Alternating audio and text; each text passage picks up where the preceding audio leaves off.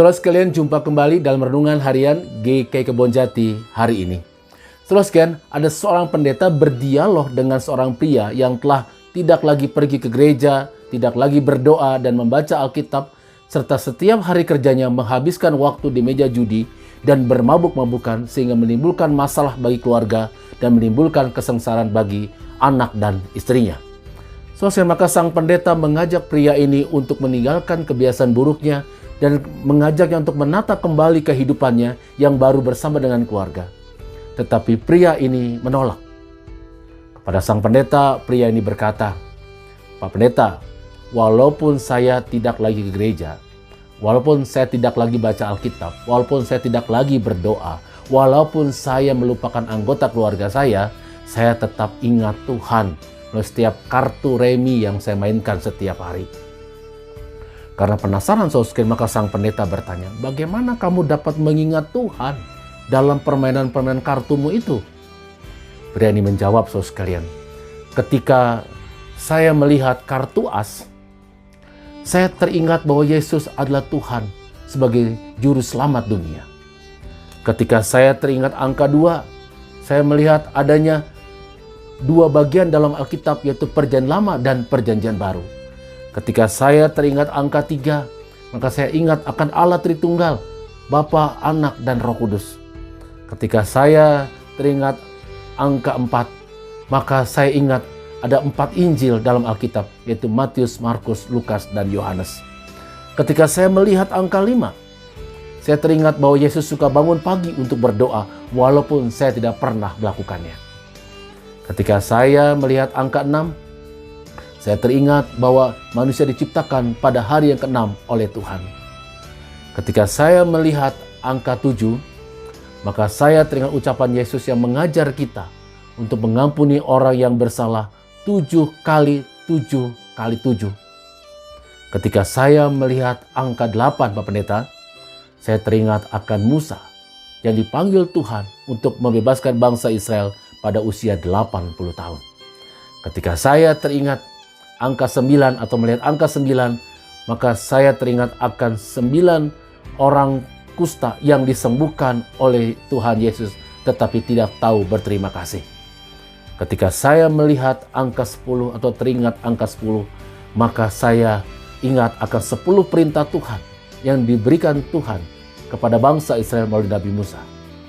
Dan ketika saya melihat kartu king atau kartu raja, maka saya teringat bahwa Tuhan adalah raja kehidupan.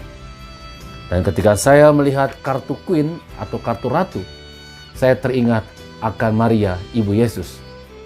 Dan ketika saya melihat kartu prajurit atau kartu jack, saya teringat bahwa kita adalah prajurit Kristus.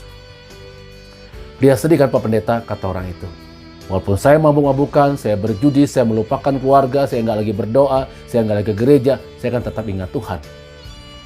Lalu saudara sekalian, mendengar hal ini sang pendeta berkata, "Saya juga kalau melihat kartu joker, saya jadi teringat sama orang Kristen yang bertingkah laku bodoh dan menyia-nyiakan waktu kehidupan yang Tuhan berikan kepadanya, yang berpikir bahwa beriman sebagai Kristen itu hanya sekedar ucapan dan bukan bukti konkret yang bermakna bagi kehidupan.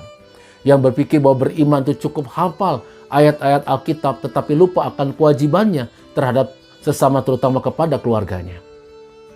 Yang berpikir bahwa beriman hanya soal ucapan di bibir yang sebentar-bentar berkata haleluya, amin, puji Tuhan, tetapi sikap hidupnya penuh dengan kepalsuan." Saudara sekalian, bicara soal iman memang tidak dapat dipisahkan antara kata dan perbuatan, antara ibadah di dalam gedung gereja dengan kegiatan di luar gedung gereja sebagai ibadah kita juga.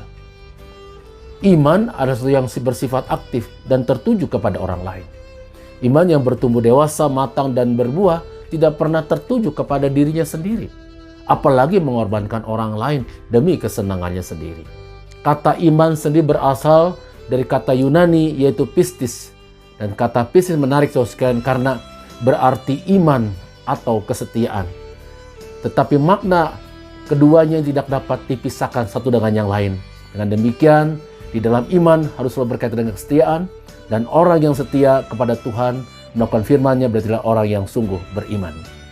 Terus di dalam Yakobus pasal 2 ayat 24 dan 26 dikatakan, manusia dibenarkan karena perbuatan-perbuatannya dan bukan hanya karena iman.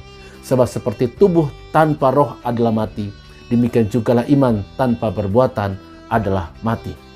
Jadi saudara, jika kita berkata bahwa kita beriman kepada Kristus, maka kita harus dapat memperlihatkan kesetiaan kita kepadanya. Kesetiaan kita kepada Kristus dapat dilihat dari cara kita menggunakan waktu kehidupan yang Tuhan berikan kepada kita. Apakah kita menggunakannya sebaik-baiknya, sehingga kita punya kehidupan yang relevan dan bermakna bagi kehidupan bersama, dan berikan dampak yang positif bagi kehidupan orang lain sekitar kita. Saudara sekalian, bukankah Yesus pernah mengatakan bahwa hidup ini tidak cukup bagi kita hanya berseru dan memanggil nama Tuhan, tetapi kita mengabaikan yang utama, yaitu kasih kita kepada Tuhan dan sesama. Mari kita manfaatkan waktu kehidupan yang masih Tuhan berikan kepada kita dengan sebaik-baiknya, saudara sekalian. Tidak ada salahnya ketika kita hendak menutup segenap aktivitas kehidupan kita di malam hari, kita menaikkan doa seperti yang pemazmur ucapkan kepada Tuhan.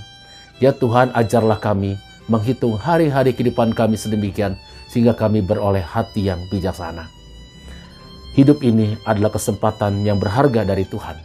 Mari kita manfaatkan agar kehadiran kita berdampak dan bermakna. Tuhan beserta dengan saudara. Amin.